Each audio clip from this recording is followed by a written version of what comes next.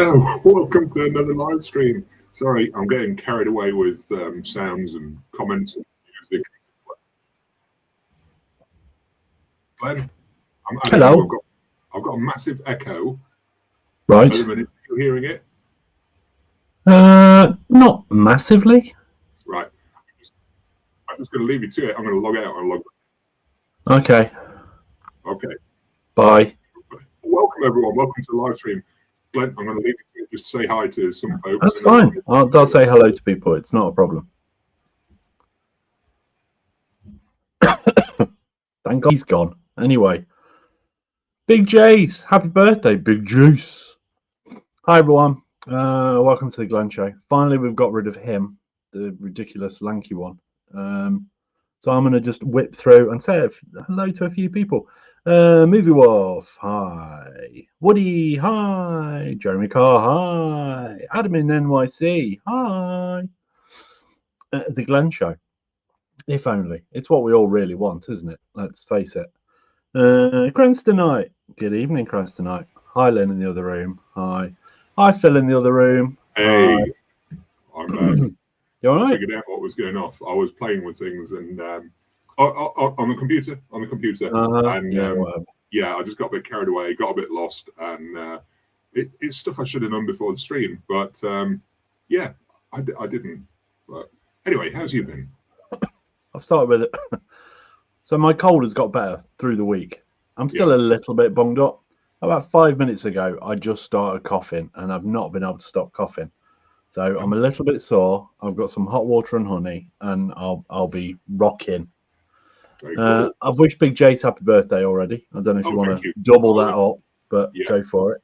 I did message Big Jace earlier, but I thought I'm going to wait till the stream to wish him a happy birthday. But he beat me to it. But it's all right. Do it as well. Yeah. So anyone that's been in the chat that hasn't said hey already, just give us a shout out, and we'll go back through and give you a shout out. Well, the chat's been going since kind of early afternoon, hasn't it? It has, yeah. It's very good. How's the week been anyway? Because I'm a bit out of sorts with what's been happening over here in the UK, in sunny old Derbyshire. But well, I'm pleased to say I looked out the window maybe 10 minutes ago, and I would say tiny little bit of snow left. Yeah. This last hour, the downpour of rain, funnily enough, that we've had seems to have really shifted a lot of it. Yeah. So thank the Lord. And it's nice and warm out there. I say nice and warm. Oh, it's a really hot 9 degrees out there. But it's good. It gets rid of snow, and we don't like snow. Snow's an inconvenience. In our area, in the East Midlands, we had was it called a snow bomb?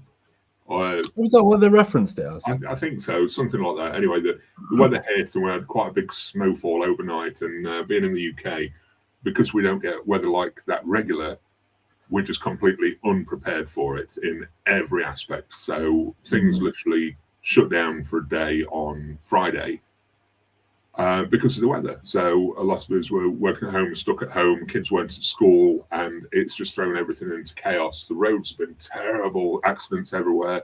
And yeah, it's just thrown me for a bit of a loop. So I feel a bit lost because we didn't have the normal routine. And it threw me completely. It makes me laugh that we say we're not ready for it, but we have it most years. It's fairly, fairly short-lived. I was saying to somebody the other day, it's an absolute joke when we have a little bit of snowfall. Sorry, my voice is going to keep going tonight. Have a little bit of snowfall, everything goes to pieces. And yet you look at places like Canada and Sweden and all these kinds of things. Planes are flying in and out. Everybody's just driving to work as normal. It's not a problem. Well done, Canada and Sweden. Yes. And we just go to pieces. Yeah. You know, it's the age-old joke of, you know, trains being cancelled because there was too many leaves on the line and things like that. It's just kind of... The UK is just... Well, the UK is awful at the minute. Full stop, really. It can be, definitely. Yeah. I agree with you. But before we go any further, I'm going to jump into the comments again, and I'll try and work through who we've got with us and, who Glenn's perhaps not said hey to. But it was very short-lived you weren't here.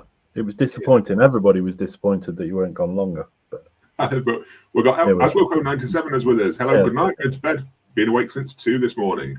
Have a good sleep, Aswoko. That's catch us on a rewatch. Yeah, Mad Dog. Good morning, everyone. Morning, Mad Dog. Morning, Mad Dog.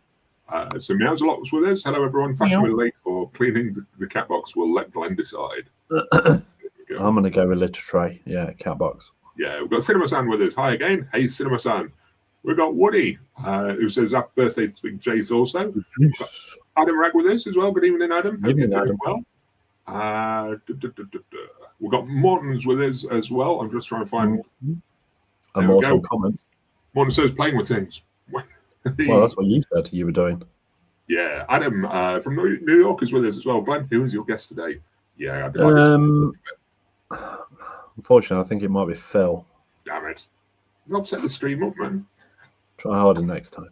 We've got Jerry Cheer, Hey Phil, Glenn, and the Mustard Chair. Jerry. I thought you were getting that recovered. I thought you were getting that recovered. Yeah, well, I mean, it then became a thing where I don't feel like I can, because the Mustard Chair has become its own third person on here. I mean, I hate to say it, but it is going to go completely because it's just a hindrance and I never sit in it. So what's the point? Martin's Movie Club with us as well. Good evening, everyone. Hey, good evening, Martin. We've got Lynn in the other room. Good evening, Lynn. Hi, Lynn in the other room. We've got Movie Wolf. It says, hey, Phil. Hey, Glenn. And hey, everyone in the chat. Good evening, Movie Wolf. AJ Pink, we've got with us as well. Hey, everyone. On my way back from the cinema from seeing Hamlet. Hopefully, we've got a review incoming for that. We've got Batcave. Good evening, Batcave. We've got Ethan Schneider. Evening, Ethan. We've said hey to John the Movie Man. We've got Darren G with us as well. Good evening, Darren. Good evening, Darren. And I think I'm through the comments. If not, drop another one and I'll give you a shout out. Had we already said hello to John the Movie Man? Because I normally go what's up because he always puts what's up. Oh, and sorry. I don't remember doing that. But... I've scrolled now. Okay, you scrolled. Well, Anthony Yellow has made it as well. Hello there, Phil, Glenn, and all in the chat. I'm going to be very busy putting all the Christmas decorations away. We'll watch later, so catch you on the flip side. I had to do that on Saturday, all the decorations up in the attic out of the way. Ellis at the Movies. Hi, had some great first-time watches this week. Ran Portrait of the Lady on Fire, Elephant Man, and Badlands. Oh, I can't watch Elephant Man. Upsets me. I've watched it once, and I was just a crying, blubbering mess at the end of that film. John Robinson with us as well. Good evening, John. Hey, John Robinson. Jim Bobs. Hey, Phil. Hey, Glenn. Have you both had a good week? It's not bad. Not bad. All right. James says, oh my God, a pillow on the Mustard Chair. Risky. But it's movie related, though. Yeah. Jeremy, look closer. It is. Look. It's glistening. It's almost shining. Shouldn't have done that. Oh. We've got Nicholas Stickins. Happy New Year, everyone. Been a heck of a fair few Sundays, but free now. Hope everyone is all well and had a great New Year. Hello to the Mustard Chair. You see what we were just saying? You need to auction it off. Woody says, auction it off, Glenn. I might do a sacrificial burning of it. Morton's reviews. Phil finally watched Chasing Amy. What did you think to it, Morton? Because I don't know if it's aged or the right thing for you anymore, but... I think Chasing Amy is by far Kevin Smith's best written, most emotional, touching, grounded movie he's ever done. Yeah. Johnny Cartier with us as well. Johnny. Joe Cheer, all hail Phil and Glenn. Thank you, Jerry. I think with that, no, not quite. Slipknot fans with us as well. Good evening, Slipknot. Slipknot. MC, Dumb and Dumber by Arrow. What do you guys think? I didn't know they were doing it. Are they doing it? Arrow are doing Dumb and Dumber, are they?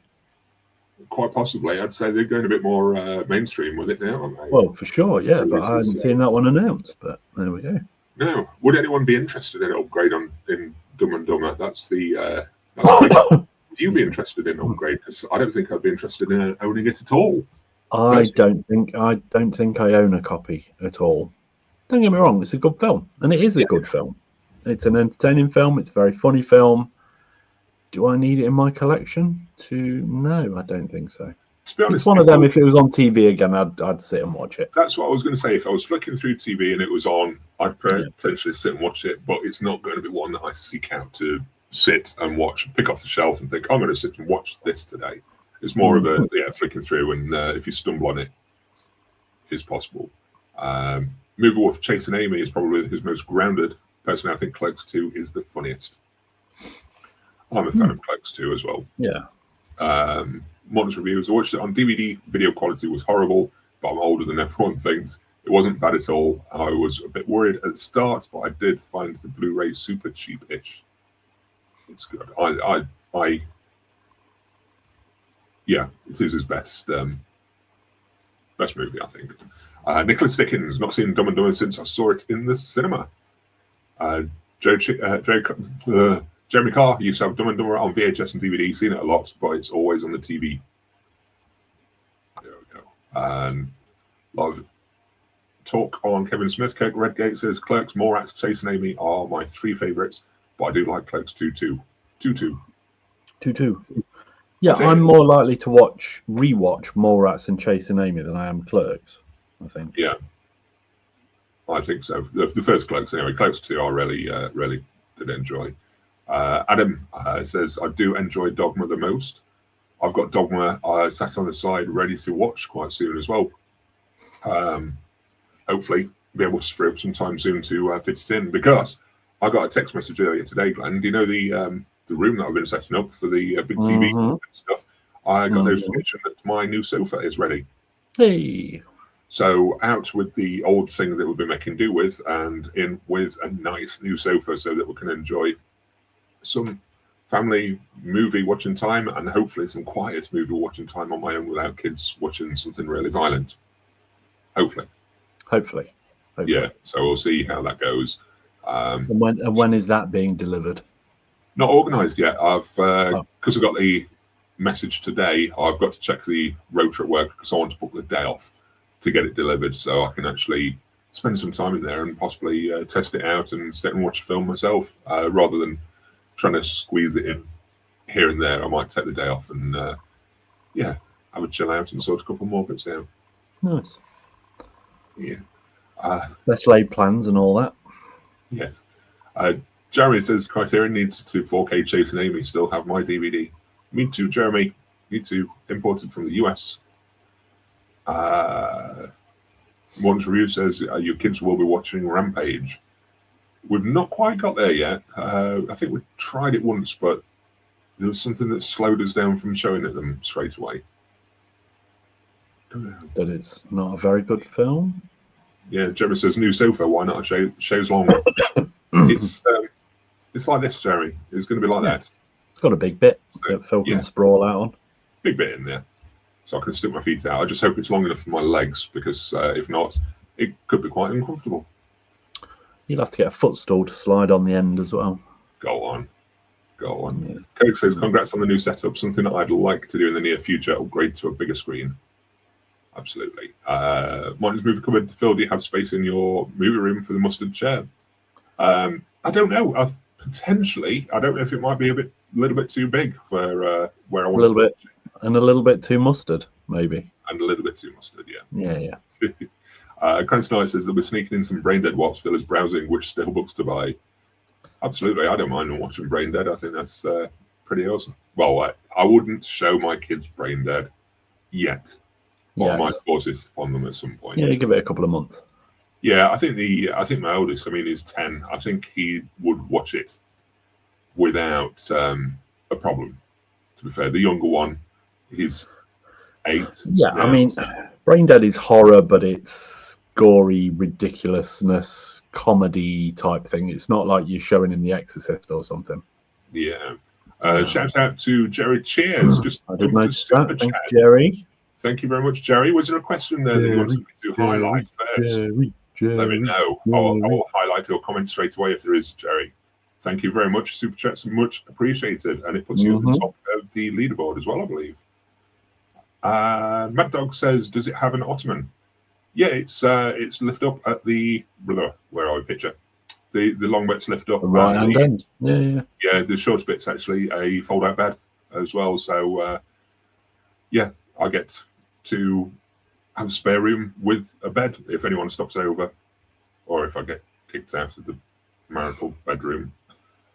That was a joke. That's not going to happen. No. Alex Great says, I'd still like a Kevin Smith collection up to Clerks 2. After that, his stuff doesn't seem that appealing. I'm okay with, most of his stuff until he went off and probably when he started Tusk. I liked Zack and Mary Make a Porno, and I liked Jersey Girl. I was fine with as well. I thought that was a pretty decent flick, to be fair. It wasn't terrible. But when we got to sort of him going on to sort of the Tusk and Red State, he just completely changed as a movie maker and lost any sort of edge for me, I think. Still find him interesting. I didn't particularly like those films. I know you like Red State. I wasn't that fussed. I really liked Tusk. I think Tusk was quite special as a film, to be honest. I was okay with it. But it wasn't. They're all very un-Kevin Smith, aren't they? Yeah, that's the thing. Yeah. Ace Mech just joined us. Just finished Life of Chuck. Overrated. I couldn't comment yet because I was going to watch it last night, but we ran short on time. I had to cut it off and not bother with the film last night. I can only comment in a Grace Randolph kind of style where I didn't watch it completely. Yeah, I mean, she's under fire quite a bit, isn't she? But walking out of Primate and then giving it a 1 star, you're a reviewer. Sit there. You've gone in for free. Sit your butt down, watch the whole thing, then review it. Don't review it before that. All I will say personally with Life of Chuck is I love Stephen King. I love Mike Flanagan. I got halfway through that and we were switching it off anyway to come back to it another time, and I've just not bothered going back to it. Not inspired me to do so. I'm sorry. Yeah. I don't care what the crowd think. Screw them. Oh dear. Jeremy's pro Jersey Girl as well. There we go. Anyway, Aswan says you both inspired me to give Showgirls a first time watch. What do you mean both inspired? Don't paint me with the same brush. I've never seen Showgirls. I need to inspire myself to watch it. It's been in my collection, but it's never one that I've gone into. But John Robinson says, are either of you going to the video shop next Sunday for Lloyd Kaufman? Now, this is something I did send you the picture of to show that it was going to a video shop that's close by doing an appearance.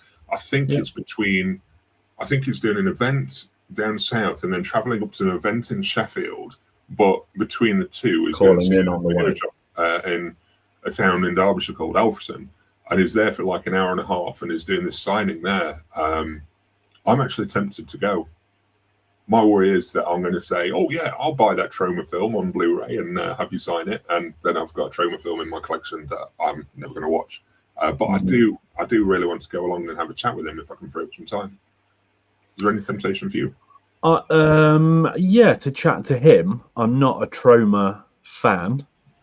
I think the pair of us would end up going, oh well, we'll get Tromeo and Juliet because James Gunn wrote that, and at least we've got something worthwhile. But Troma on the whole, I'm not a fan of. So what would I talk to Lloyd about, really, in that respect? Yeah. I think hi Lloyd, you're in the film industry. I've never really liked anything you've made. I really appreciate what he does and what he built. Yeah. But I can't say I'm a fan of his stuff. I've tried to get into it because it was quite niche and quite cultish, and I tried to watch and enjoy them, but I could never get into them myself. But I would love to meet the man because I appreciate what he built and what he's achieved and the pure status of it all. 15 or 20 minutes of maybe 4 Troma films. I start with the best of intentions and then just not my bag. Not my bag. Yeah, I might go along to be honest, because I think the guys at the video shop are great and I really appreciate what they've set up and what they're doing. It's I think Lloyd's quite a name for them, to be honest. I was quite surprised to see he was calling in, but it's great. Yeah. So I think I'll try and get along. I can't guarantee that I will be there, but I think I'm going to go to try and support the guys, and I'll probably buy something while I'm there to support those behind the video shop. So I featured them in a couple of videos and spoke to them a few times, and I'm friends with them as such. So I think I'll be trying to get there to support them in some way, shape, or form. Chris Knight says, let's tally up who said Showgirls more since these streams started. Phil or Glenn? It's got to be me. For it. If you want to troll back through all of this rubbish to see how many times we say Showgirls, go for it, honestly. Yeah. I mean, it's been in a few of my videos now as an example of just ridiculous purchasing. But yeah, movie also Showgirls isn't as terrible as some make out. I wouldn't need it in my collection, though. That's fair. Only one of us owns it. Yeah, I will give it a go at some point. I will try and watch it just to see, I might do a video around it or something. I don't know. It seems fun to try and visit it and just comment on it after all the hype. What was Jeremy's review then?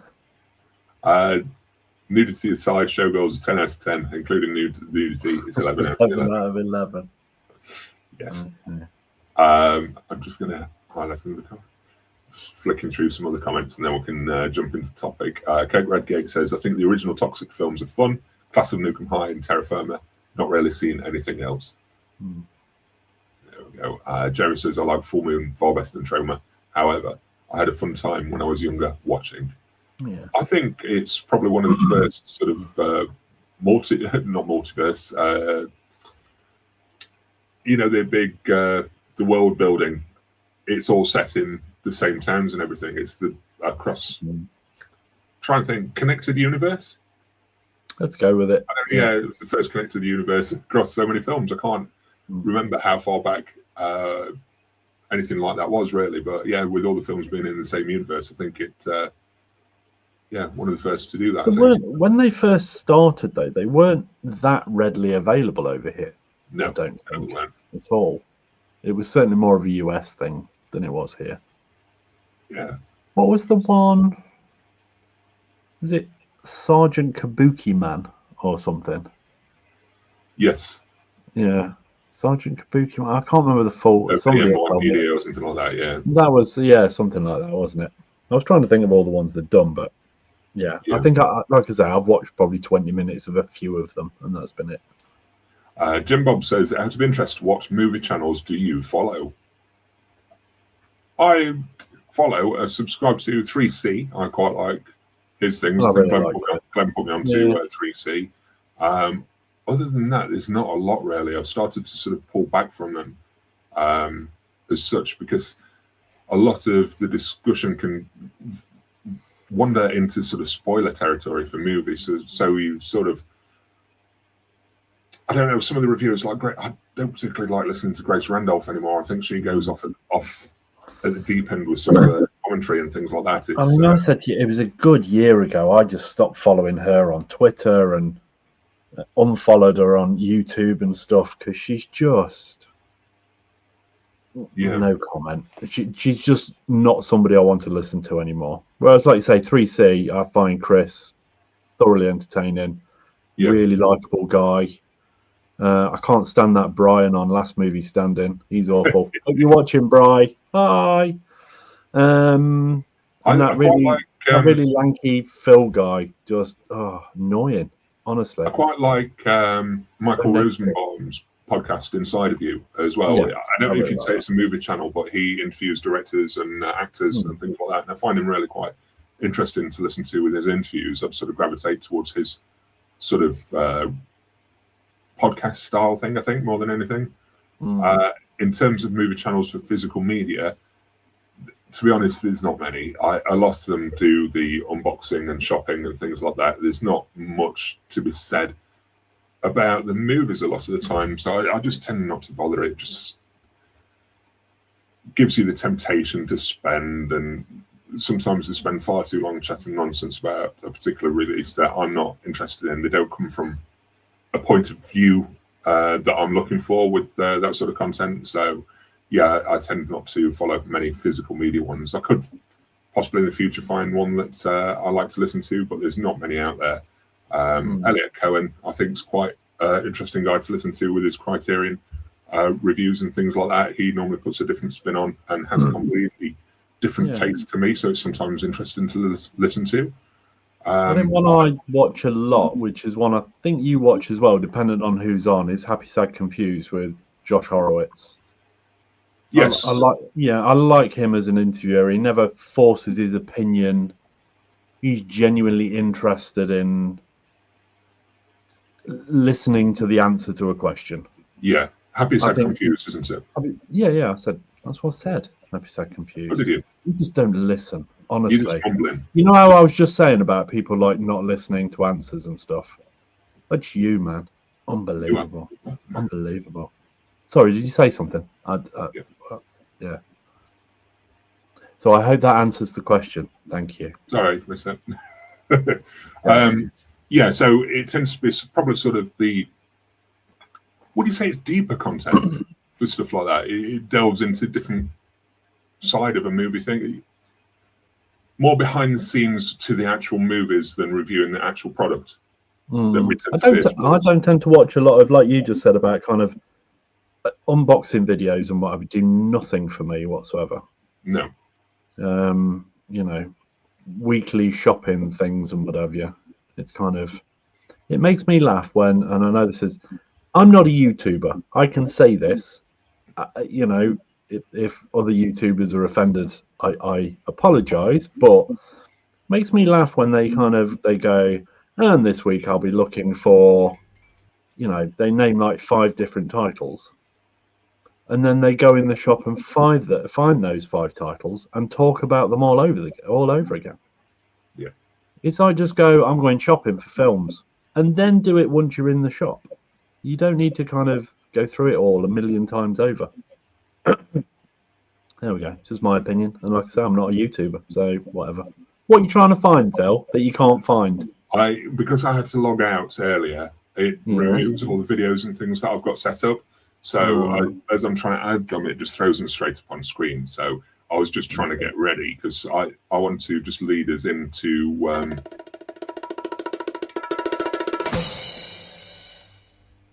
topic of the week. It's the topic of the week. Yeah. Sorry, I thought we'd get there after half an hour of all sorts of things. I thought we'd get I'm sure people realise that I sing that live every week, people. Thank you very much. And you do a blinding job. Thank you. Yeah, I went on, is digital an option? And I don't know how to sort of start with my chain of thought for what I was thinking. I think it's come from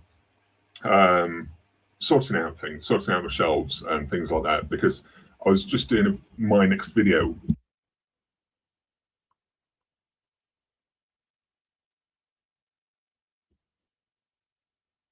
Have you switched your microphone off by any chance? The thing up. There we go. There we go. Sorry. My microphone was... I thought you were deep in thought for a minute because I was reading comments and then realised your lips were moving, but nothing was happening. Apologies.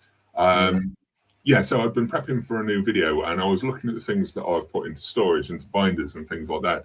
And it's making me consider that I've not touched these things for years, really. And I just consider whether it's worth... It's back to the thing of clearing stuff out and stuff like that, because I consider if it was actually worth buying this stuff when I've watched it once, when it's gone away, or is digital enough to make do with, I suppose, in a way, instead of buying the physical thing. Because a lot of the time, the things that we're buying, they're only getting used once. And we've talked about not having the rental option and things like that before.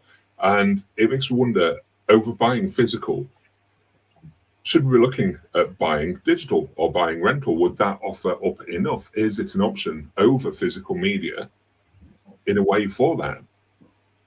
Do you know what I'm getting at? Kind of know what you're getting at, yeah. Yeah, I've probably just gone the wrong way about it. But yeah, it's making me wonder if physicals are always the option, because I'm tired of so much stuff that's sort of sticking around here that I don't really look at and don't really need. And I think, was there a point in buying this altogether from scratch, or should I have been looking at the digital option all over? Would digital have been the better option for these things? I mean, you still buy a lot of digital anyway, don't you? Yeah, I do now. Yeah, definitely. How many duplicates have you got between digital and physical media? Maybe titles from like the last 3 years, for example. There's a lot. There's quite a lot, I think. Yeah, not from the last 3 years, because I've sort of slowed down buying those physical copies, and I've been getting the digital a lot of the times because the physical for a lot of these movies is just not worth it, cost wise, and because the movie is not great wise.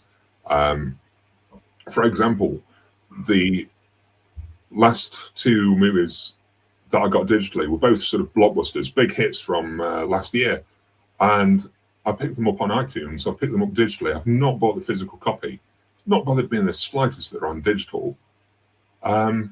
It's cost me a fraction of the price. Yeah, I don't own it. I've just got the lease to watch it. Yeah, it's perhaps not quite as good quality as the physical media copy, but for these movies, it's like, I don't think it really matters. It doesn't matter for those for me. Some others, yeah, I would want them physically, but digital's a good enough option for that. And I don't know whether we should be balancing the line even more between physical and digital. Yeah, I think the biggest argument you've tended to face when you talk about digital is the fact that we never actually own it. Yeah. Even though it says, buy your copy now, you're buying access to it, but you don't actually own it. Yeah. And the other argument of late in the last couple of years as well has been where they've digitally altered things. Yeah. And that's completely out of your control as well, which has been the argument for physical media. You've got that copy of that film, how you want it to be. That is yours. Nobody else can touch it. Yeah. Has there been many movies recently that have digitally altered or digitally done something to or taken something out, whatever you want? Has there been many recently that have had a change that has bothered you? No, not in the slightest. No. I know there was a big uproar last year, wasn't there, with Crocodile Dundee being altered. There's a gag taken out of there, and there's a couple of scenes that have been adjusted, shall we say. Yeah. But it's been a thing for quite a while, really. Do you remember, like with E.T., where there was the coppers that they had their shotguns digitally removed and they became walkie-talkies and things like that. And then you've got Lucas constantly messing with Star Wars. Mm-hmm. Oh, yeah, I wish I'd done such and such. You know what? I'll change the whole film. I'll tweak it. Nobody will mind. Yeah, well, we do, George, actually. So back off. Yeah. What was I going with that? Yeah, I mean, if it was a movie I loved, that was like one of my top 10 movies of all time, and somebody came along and adjusted it, and you could then never see that original version again, yes, I'd be peed off. Yeah. I would. The thing is, if it's a movie I love, as a collector, I want it physically. There's no getting around that. I do want that physical copy of it, but for every couple of movies that I do love that much that I want in my physical collection, there's perhaps 8 other movies that I want to watch that I just don't need on my shelf, or it doesn't need to be on the shelf. And the way I was purchasing in the past, the way a lot of people are still purchasing, they'll purchase all 10 of those movies. There's no consideration if it's just 2 of the movies that you really care for and 8 that you don't.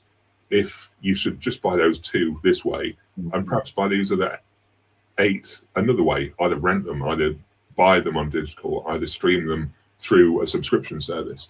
There's no consideration. A lot of collectors will just buy them all, but should there be that balance between the buying just the things that you really care about, that you don't want to see altered, that you do love that much, compared to these other 8 that you perhaps don't? No, I think that's a completely fair point. I'd like to think that I'd never blind buy it. Now then, here's an argument. Blind buying, we've tried to stop. I have stopped. I think you've stopped as well, certainly to a degree. Yeah, to a degree. There's an argument to blind buy on digital rather than buy a physical copy, but also buying a physical copy, you've then got something that you can then trade in or resell. Yeah. But I know what a lot of collectors are like, and they don't do that. That's the thing. That then just goes onto the shelf. I mean, it was an interesting choice. Was it the right choice? Maybe not, but you know, interesting. Yeah, so having a physical copy, at least you could get rid of it as a blind buy. Whereas digital, you can't. Once you've purchased it, it's yours. It sits there. You can remove it from your menu screen or whatever, can't you? But yes, you can. Yeah, and put it into hiding, so you never have to see it again. But I don't think anybody ever does that. Yeah, sorry, lost But my yeah, shape. 100%, no, 100% in agreement. I think the things we love, yeah, let's buy physical media. But I'm trying to, you know, things that I don't love, things that I don't need. I always argue there is a difference between need and want. We don't need any of it, but you know, there's want is very. I'll give you the examples. The two blockbuster movies from last year that I bought digitally was Jurassic World Rebirth and How to Train Your Dragon. Both of those I got for £5 each, which was what, probably $7 in US money for Jeremy. Yeah, so and Adam in NYC as well. And Adam. So for £5 each, I've got for now these two movies on digital. I've watched them with the kids, both enjoyed them. I've spent that £5 and I've got my use out of them. Now, if I had that physically, I wouldn't be able to get rid of it because the kids, if they wanted to watch it again, I'd have to keep it. And it's on there digitally for the same price as a rental, and it's there for them to go back to as much as they want. It could get removed. Likelihood of that happening, I think it's slim in the next few years for as much as they get use out of it. And the thing is with these movies, there is really a finite amount of use that these things are going to get. A lot of them will perhaps watch them a few times over 2 or 3 years. Then they'll just get buried. They'll get forgotten about. They'll not get dug out again. They're not the sort of movies that I want to revisit often. And I think I've spent this £5. Yeah, it's a £5 that could disappear or whatever. But if I had the physical copy, that's still going to depreciate in value by the time I'm able to sell it because the kids on, or by the time it's had its purpose, it's moved on. And yeah, everything depreciates. And for £5, having that digital copy for the new movies, I'm glad I spent that £5 rather than getting either of these movies on whatever offer you can find them physically, which I don't think How to Train Your Dragon has been below a 2 for £40 offer. And I'm not sure about Jurassic World Rebirth. But it saved a fortune to have that digitally. And the quality-wise, the difference between physical and digital for those titles doesn't matter to me. Is it important for you for all titles for it to be that step above digital to have that physical copy? Would you pay the premium for that? No, I mean, honestly, I'd be lying if I said between what I watch on Apple in 4K and physical 4K. Can I tell that much of a difference? No, I can't, and I'll probably get swore at for that, but I'm not technically minded enough regarding bit rates and things like that anyway. I just know if the picture looks nice or not. Yeah. Does the picture look good? Are the colours great? Is the contrast really there? Does the black look solid black or is it grey? You know, how sharp is the picture? It's those kinds of things. Can I sit back and physically enjoy that movie? Does it look the best I've seen it? Yes. Fair. If you know, I'm not in a position to sit and watch a physical 4K disc and something streaming on 4K side by side to do like a comparison. I wouldn't notice enough for it to bother me. No. Yeah. I've not done a side-by-side on anything yet, but I think it's something that I perhaps need to do with the new TV and player and everything. I thought, should I put these things side by side? But then I think, you know what? If it looks good enough for me on digital, then so be it. I'm not going to pick fault in it and things like that. It's one of those things. And yeah, I'm going to head to the comments, see what other people say. Because there's been a lot while we've been banging on. Yeah. AJ Pink says physical media only, consume. Fair enough. If that suits you, then that's fine. I think sometimes, though, digital does offer some nice options. Jeremy Carr says not all special features are digital. Yeah, that's true. But at the same tip of the hat, not all digital special features are on physical either. At the same tip of the hat. Yeah, there has been a few with the extras being on the digital copy that aren't on the physical as well. One of the most recent ones was James Gunn's audio commentary on Superman. There's the alternative opening on Rambo: Last Blood. I think not Furiosa. Fury Road had the making of documentary that was added to the digital copy a little further down the line as well. And there's been a few bits and bobs like that have won over on digital for me. So sometimes, one of the big things I really like on Apple on the digital movies that I have bought is things that I've bought in HD, and then when that film at a later stage gets a 4K release, you just get this free upgrade. Yeah, you know, I was scrolling through the other day, and there's things like From Dusk Till Dawn is now 4K, which was HD for years and years. Which, you know, clearly it's on the horizon for a physical release. Yeah, to do that. But anything like any Arrow titles you purchased or anything like that, they all get upgraded to 4K, completely free of charge. You didn't have to do nothing. I mean, the other thing that I've noticed as well, my digital copy of The Faculty on iTunes, that actually got upgraded to 4K. We've not actually got 4K in the UK at all. So 4K option, yes, it isn't the full physical disc quality, but to have the 4K option on digital when it isn't even available physical is pretty amazing, really. Alex Great says, I've digitized a bunch of DVDs. I hadn't thought of them until I had to look through them when I was with my parents. Some of them are enjoyable movies, but they're not ones I'd watch regularly. Adam, I own 0 digital. That's good going. I think what started me off on digital was, I think when I was working away, it was one of the better options to be able to view my movie collection when I was on the move. All I did was, I think one of the first things I did was bought a Roku streaming stick when I was working and accessed my Apple account and just started buying digital movies and things. And I found to have them to carry around with me while I was working away or whatever, it was an easy option. It really was. Anyway, yeah.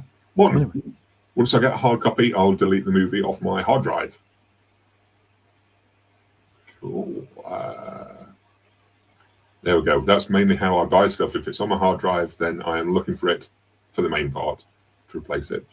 RMCC, hey guys, I've had to buy digital a few times because I've noticed there's a lot of Blu Rays that are expensive and out of print, but HMV still stocks the DVD, which is strange.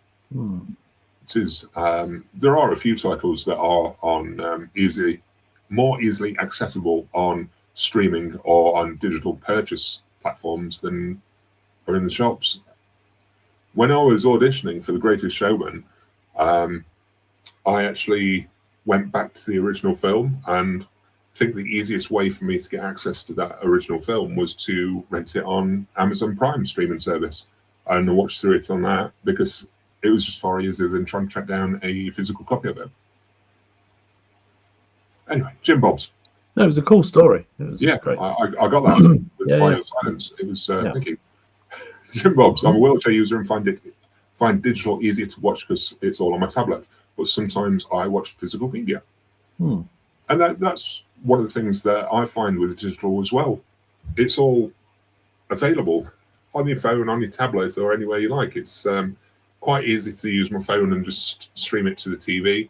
And anything like that, and I find it quite accessible and easy. Jeremy Carr, physical media makes a good representation of what I love.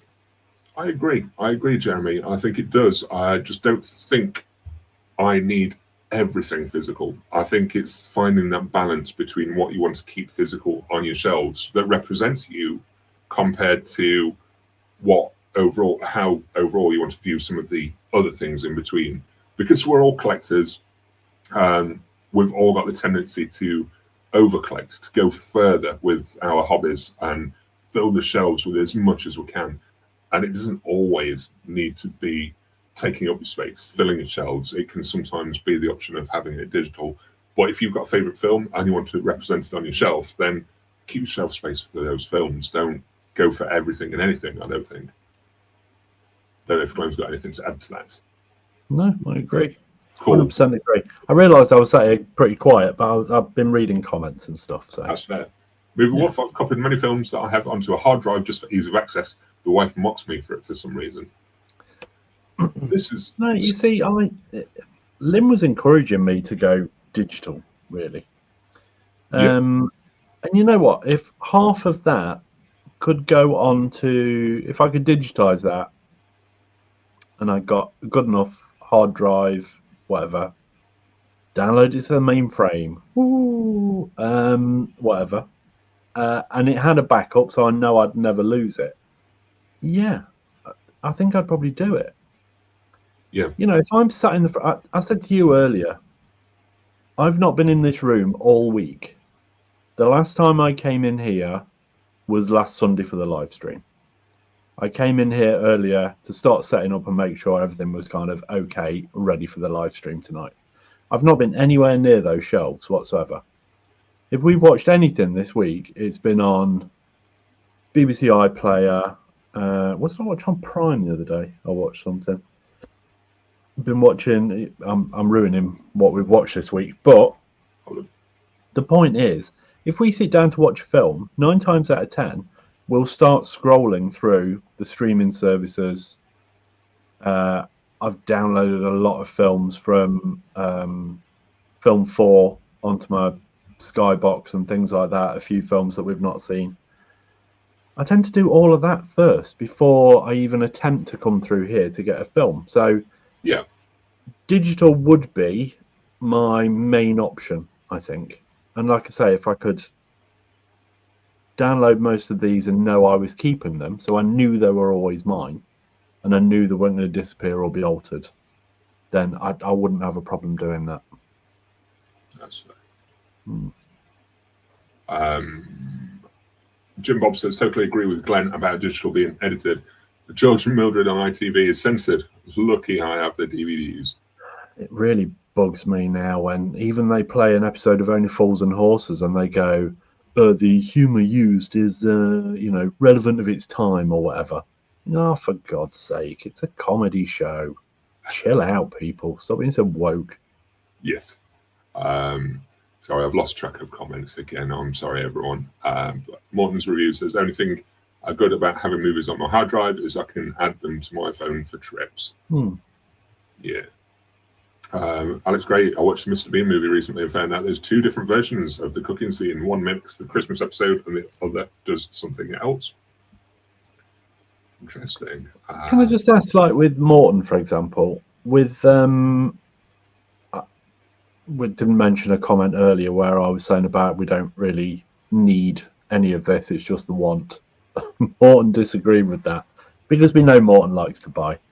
But if you've got copies of films that you love and they're on digital and they're there for you whenever you want them and you know they're not going anywhere, they're yours to keep forever and ever and ever, why do we then feel the need to still buy a physical copy of it when we actually own it and it's still there at our fingertips? What is it that tips us over the edge where we go, well, I need it on my shelf as well? Why is that? Why do we do that?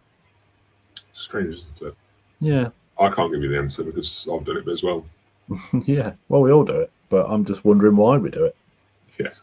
AJ Pink says most people hoard films they don't even like in their collections. that would worry me if I was moving over to digitizing stuff as well. I'd try and be keeping things for the sake of it rather than it being a movie I actually enjoyed.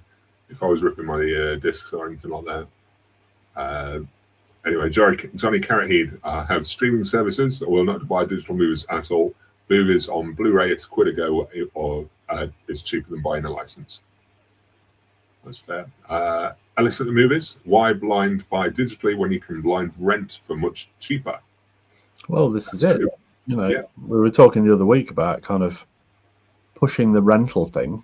You know, we all kind of go, oh, yeah, well, since Blockbuster's gone, you can still digitally rent things. Yeah. But, you know, we very rarely do it. The option is there. So meows a lot. I only have one streaming service, YouTube TV. I've been recording movies from TCM and a few other channels that don't cut content from films, saved me from buying a few. Nice. There we go. Meows a lot. Do you ever use YouTube for movies? Because they've got quite a selection of movies that you can watch for free on there that not a lot of people realise. But yeah, it's worth a look through if you can find it. Darren G says, I want it all, and I want it now. Gotta be careful how I say that. I want it all, and I want it now. That's where he was going with that, Phil. Yeah, movie Rather than you just reading it, I want it all, I want it all, I want it now. I was being careful not to get content copyrighted. Yeah, well, it's not my channel. Thanks for that. Movie Waffle said earlier, Not my films channel. digitally through Google. I can watch on YouTube, which is handy. And that's the beauty of it. I mean, I asked the question earlier, if people listen to or watch anything during the working hours, because I do. I'll watch YouTube videos while I'm working. I listen to them, listen to podcasts or whatever else. But one of the beauties of the digital content for me is to have the extras available on my phone or anything like that, so I can listen to audio commentaries while I'm working or anything like that. So it's quite good to be able to access that sort of content if you have the opportunity to do it when you're not at home. So when I've been working away, when I'm actually working, I can have stuff like that playing. I don't find When you're actually working. When I'm actually working, yeah. Mm-hmm. It's when your job's a bit mindless and you can just get away with having your headphones in and yeah. And you hate everybody you work with. Yeah. I hope some of them are watching. Alex, great. Blind buy digitally when there's not much in the price between renting and buying. I bought the Tetris movie digitally because it was only £1.50 more than renting.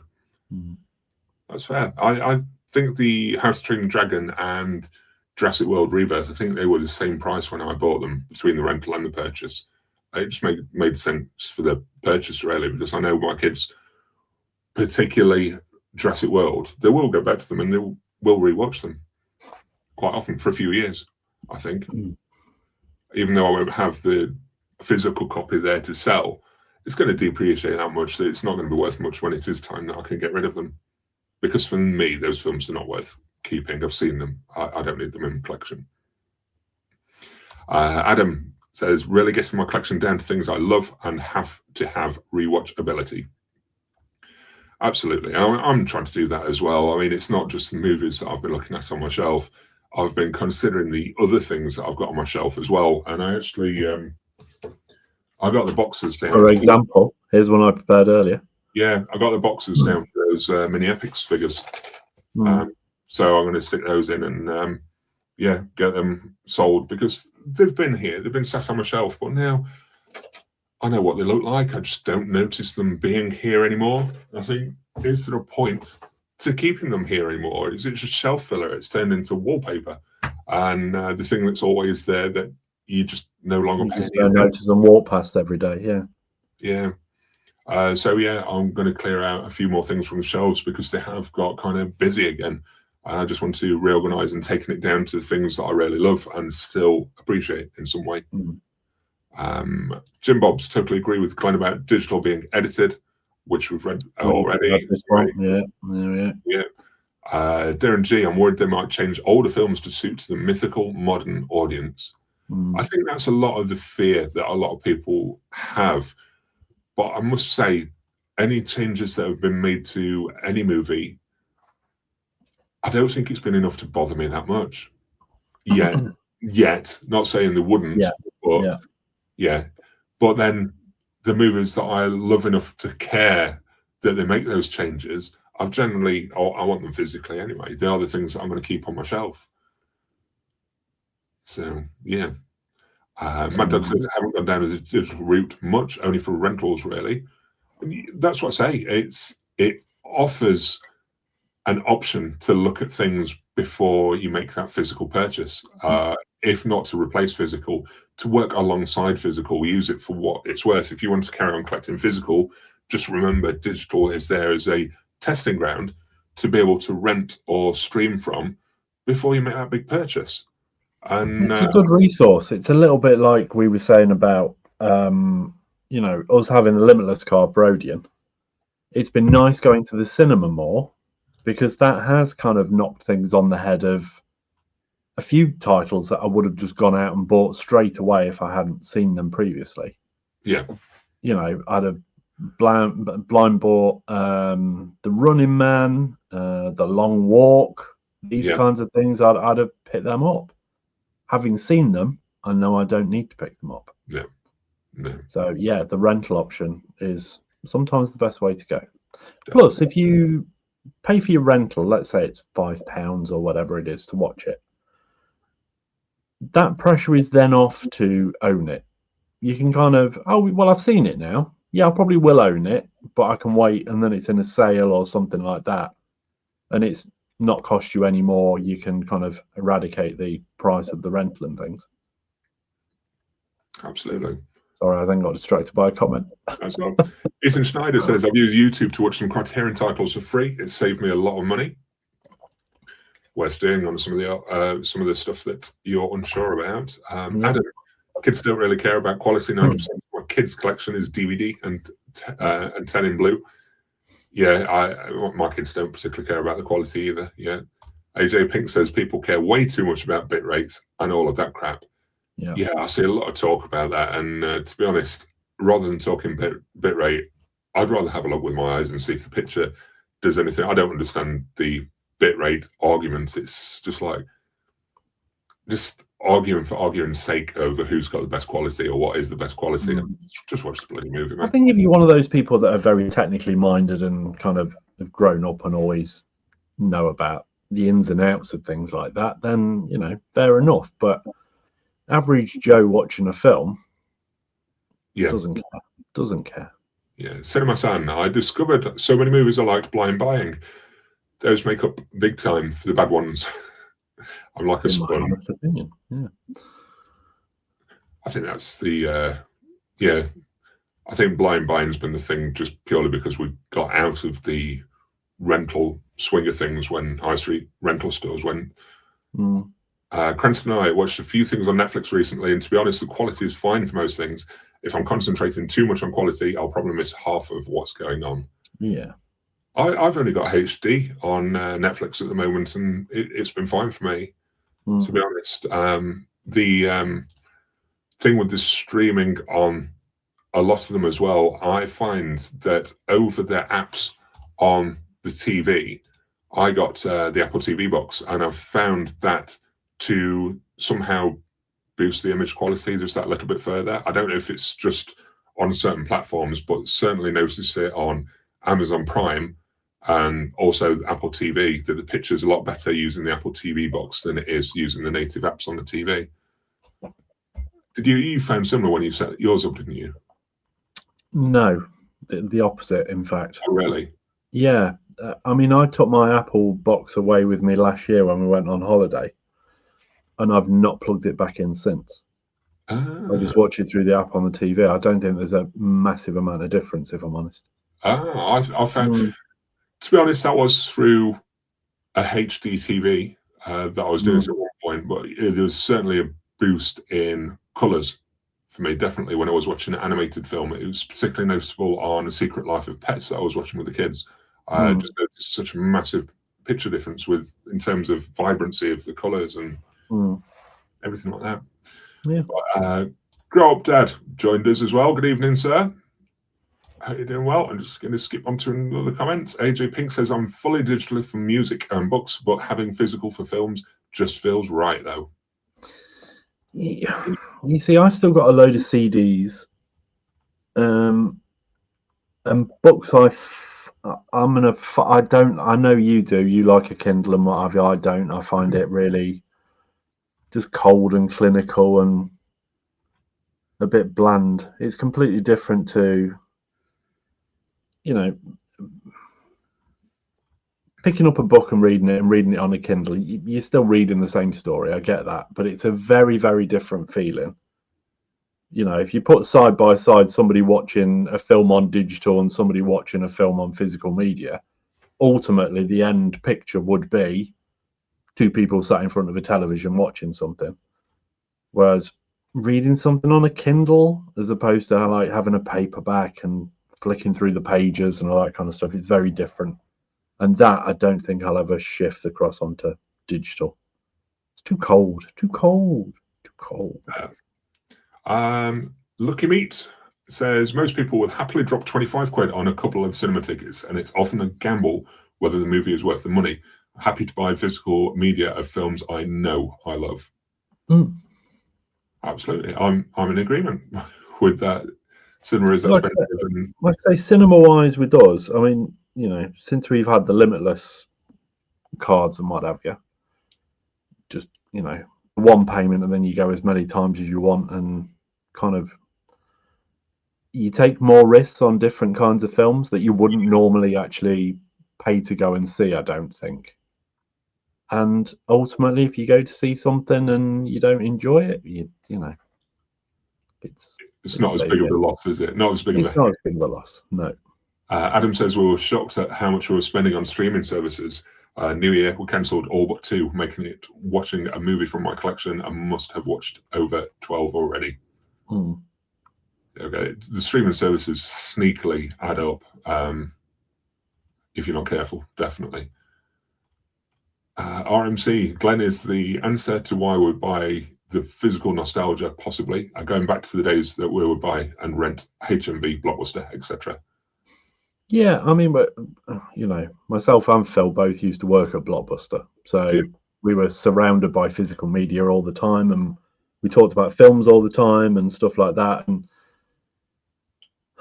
yeah, I think it's that to a degree.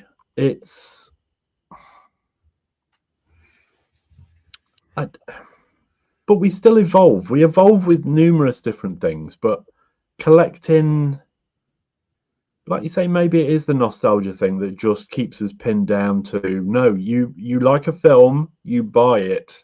Yeah. You buy a copy of that film and you put it on your shelf. And that's what we do.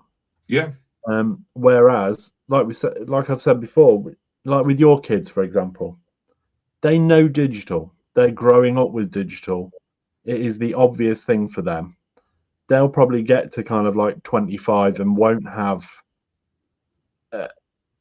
crap here, there, and everywhere, because most aspects of their life are on a tablet, on a phone, or whatever, whether that is a book or a film or music or whatever. Yeah.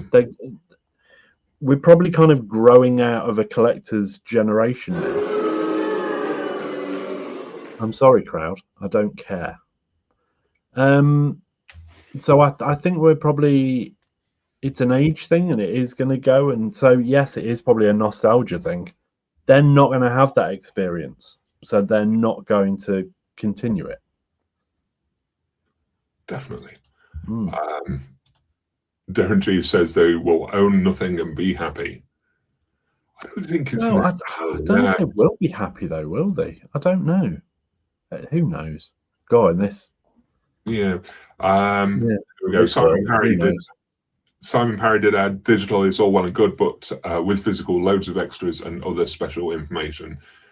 It is there. It's physical generally is the better option for having those extra features and stuff like that, but digital's coming along and it is adding a lot of that information on there, particularly for the purchases on Apple TV. But the thing is, we're using that as a sort of reason, but I'm not interested in the special features on all movies. So sometimes it just doesn't matter. Some movies 100% in for, 100% want to learn more about the movie, but some of them, I'm not bothered if it's not got the deleted scenes or anything like that. It's a moot point. It's an extra selling feature for the physical, but sometimes for me, dependent on the title, it doesn't matter. Sometimes it 100% matters. It all depends on the movie.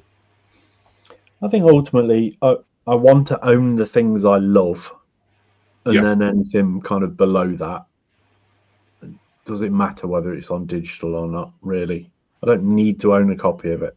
If I don't love it, why am I even thinking about buying it? Yeah, I want to show you an example in a minute, but it's over here. I want to grab it. Just going to do a couple more comments. Grow Up Dad says, what about favourite films where you have multiple versions? I don't have a lot where I have multiple versions anymore. I cleared a lot of those down. There's probably the odd one or two, but it depends on the movie. I have owned a lot of movies in various formats, but a lot of the formats I did clear off in the end. Finally. Just kept Raiders is a fun example. It's probably my favourite movie of all time. Certainly up there, top 3. Yeah. Owned it on Betamax, VHS, had it on Laserdisc, had it on DVD, got it on Blu, got it on 4K. Yeah. But whenever I upgrade, the older version goes. Absolutely. Mad Dog, do you think we gravitate towards our streaming services over physical because we're paid to access streaming and want to get our money's worth each month? Just a thought. I don't think I particularly gravitate towards streaming services, the subscription services as such. It just depends on the movie now more than anything.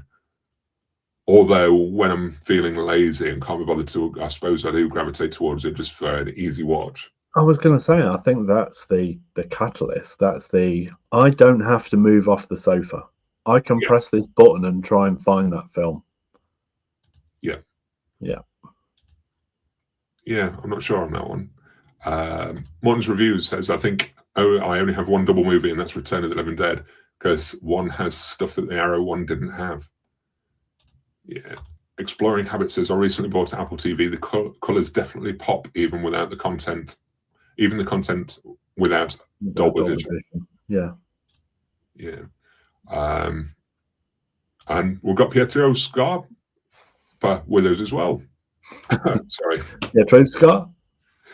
Yeah, I was just thinking, I'm going to go and grab this. You can carry on talking for a second, Glenn. I just want to grab this thing and just show an example when it comes to... Yeah, you go and grab your thing. I mean, you were playing with things earlier as well. You just can't leave it alone. He's like a dog with a bone, literally. I can still with hear a bone. So... Here he comes, look. Yeah, I'm coming. Here he comes. Everyone act interested. When it comes to digital and my considerations now, I was looking through and looking at the stuff that I kept that I perhaps would have been okay on digital and would have been okay if these things disappeared. It's the things that I put into sleeves. And the collector in me, the collector in all of us, wants to keep everything. And I sleeved a bunch of titles because they're the ones that I perhaps won't go back to very often, perhaps that I didn't know what else to do with. They weren't worth much, so I thought I'll put them in the collection. But today I sort of dug them out. After, if you've seen my video, I think it's over 2 years ago that I put these things in a folder. But then I looked through the titles. Today, Vertical Limit. We've got Gamer. We've got where are we? Jupiter Ascending. This Means War. 47 Jupiter Ascending. This is what I mean. These. Can I just thank a few people? Like Jeremy's gone, ooh, Adam in NYC, ooh, ah. See, they're all showing interest. It's nice. Yeah, but there's stuff in here that really, if I had these on digital, if they disappeared or not, I wouldn't care. If I had these on physical, which I do, on the shelf, I wouldn't care. These are the things that I've put in a folder, refused to get rid of for whatever silly collector reason, and they've been untouched. So they're that old that you kind of forget about them. They're that bad that you kind of want to forget about them.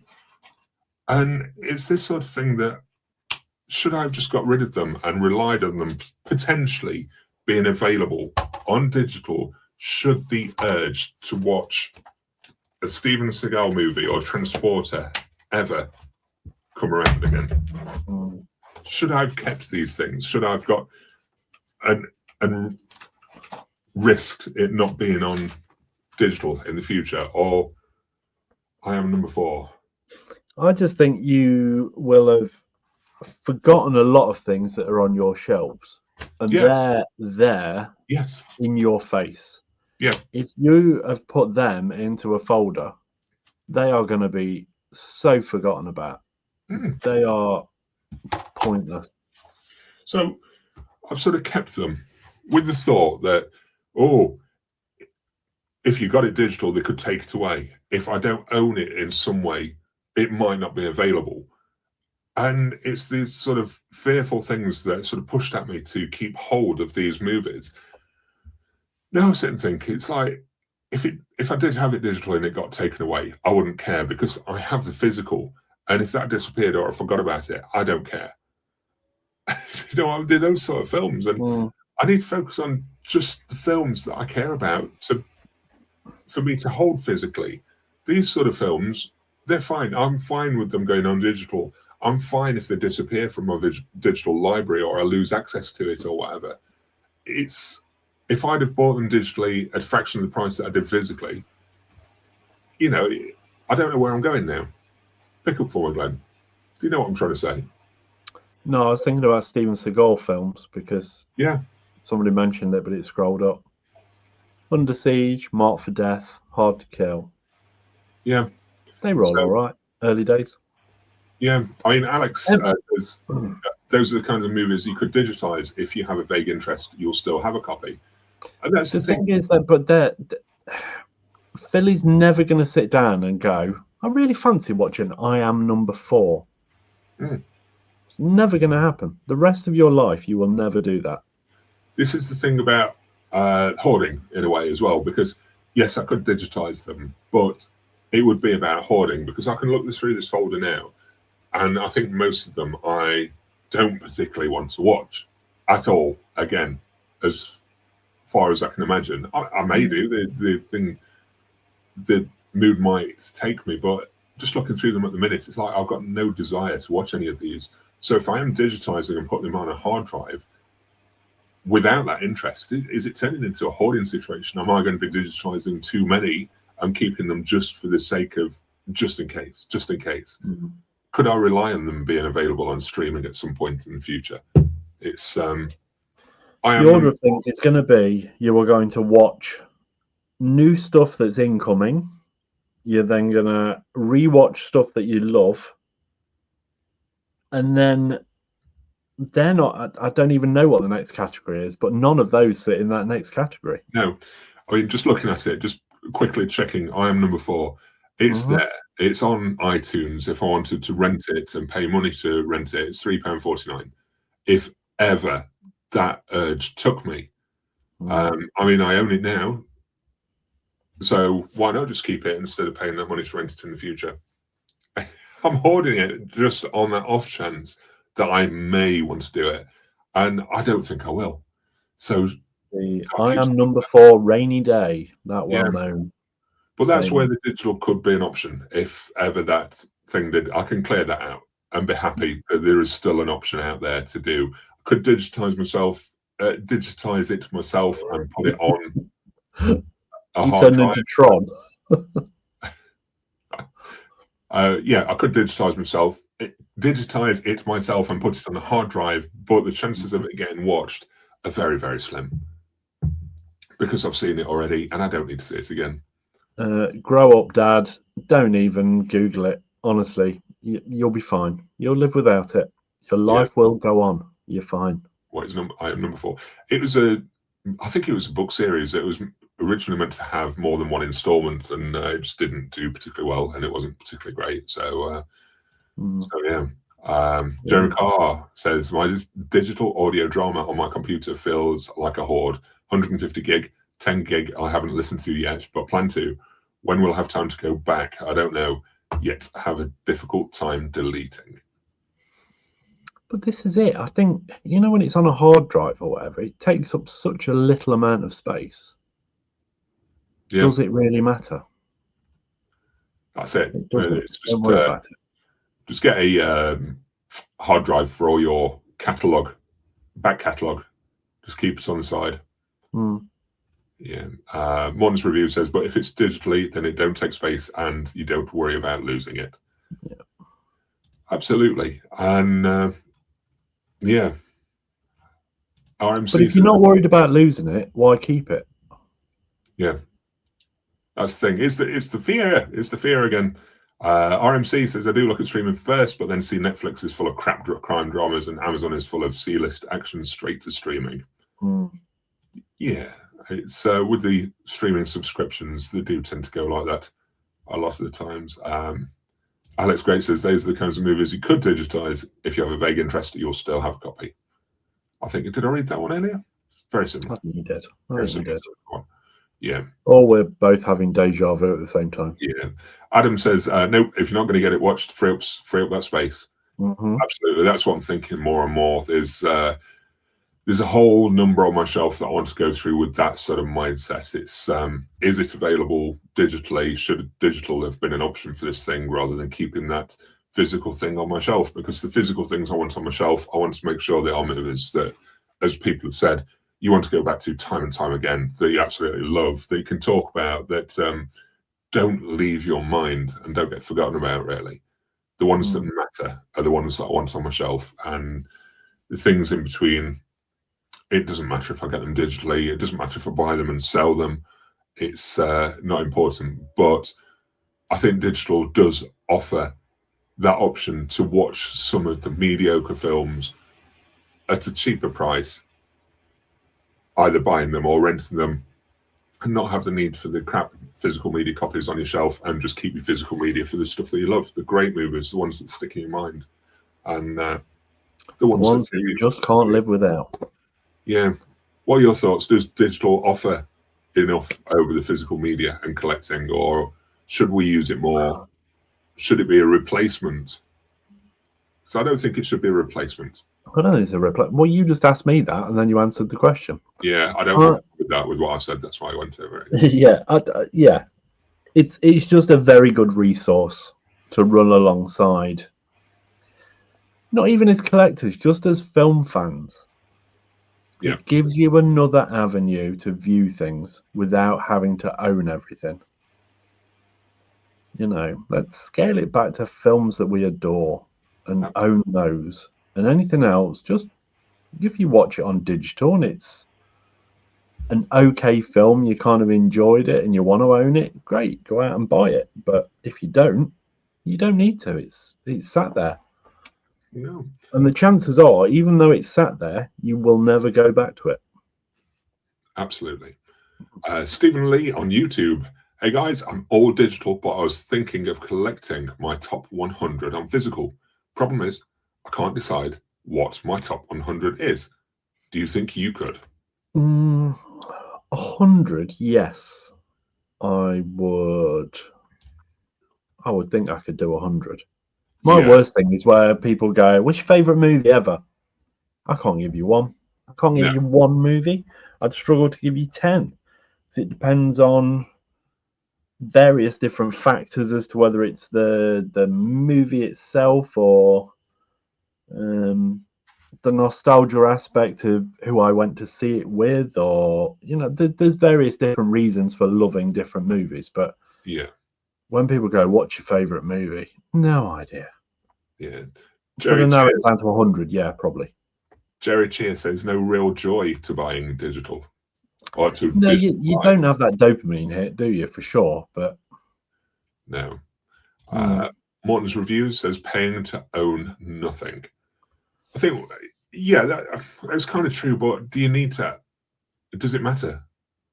Sometimes that's the thing that I'm getting at. Does it always matter if you don't fully own it? Do you need that physical thing for all movies?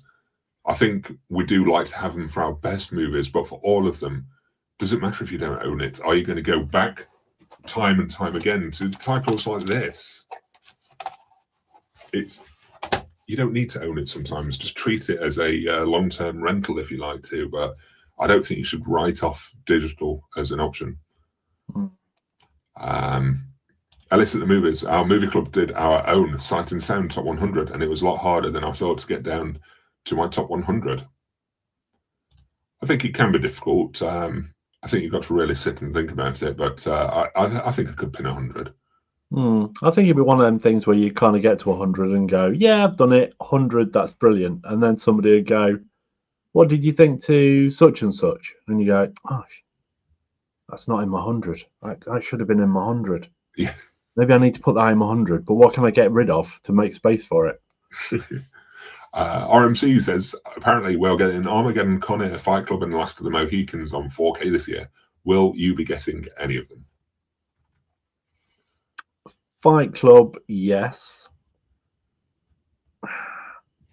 Do I enjoy Armageddon? Yes. Do I enjoy Con Air? Yes. Is Last of the Mohicans probably... I was going to say one of the best movies. Last of the Mohicans is not a film I constantly go back to at all. It's very, very good, but it's not one you sit and you think, I'll rewatch Last of the Mohicans again that I watched last week. You're just not going to keep going back to it. Yeah. There's something about Fight Club that is just very, very special. Yeah. I don't know what it is. Like I said, Con Air's a lot of fun. Armageddon was on the TV the other night, and I caught some of it, and it's pretty cheap and nasty for a big budget movie, but it's so enjoyable. It's so ridiculous. It's so of its time as well. I agree. But yeah, it's a lot of fun to watch. Do I need to own a 4K copy of it? No, I don't think I do, to be honest. No. I'm with you. I'm with you with Fight Club. Definitely, it's one that I'd like to pick up. Last of the Mohicans, I think I did buy it on the Blu Ray Director's Cut, but it's hardly watched. So to jump in when it gets released and buy it, I don't think it's worth it. When I'm ready to watch it again, I might consider looking at the 4K or other options, but I won't be jumping in to plonk it on my shelf to sit and do nothing. It's a solid movie, but it's also one of them that's quite commonly streaming somewhere. So I think if I was going to rewatch it, I'd just probably go down that avenue. Yeah. John Thompson's going into the bitrate for Netflix, what they offer and things like that, but streamers sell their wares at 4K when it's really them misleading us.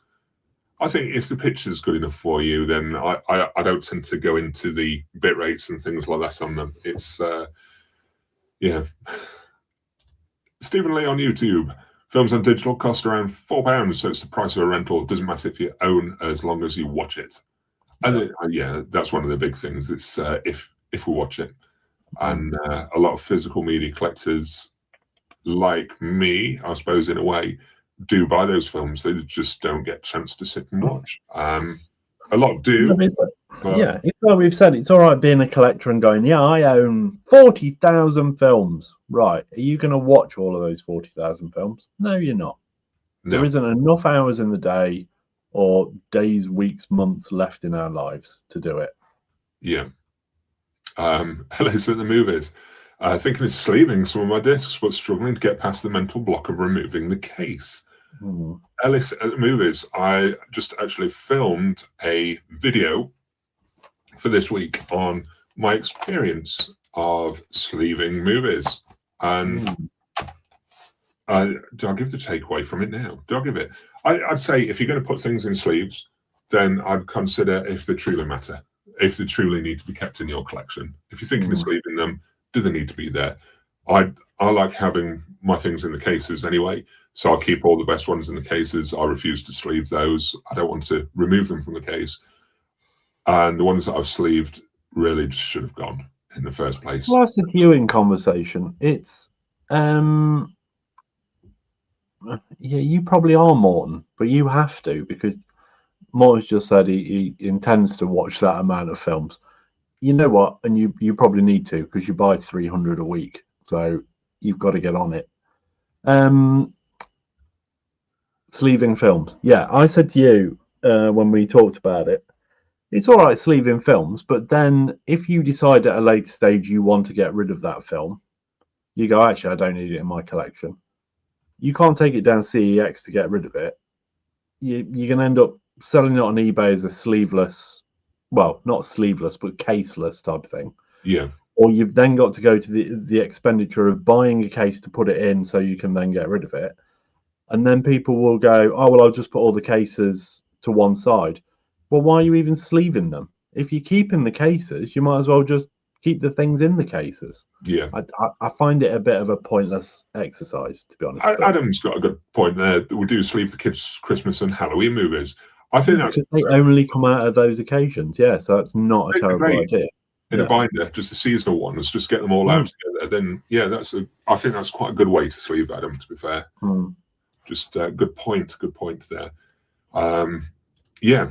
Anyway, I think I need to move us on to something else. Okay, you do that then. I've just got to get the videos ready, man.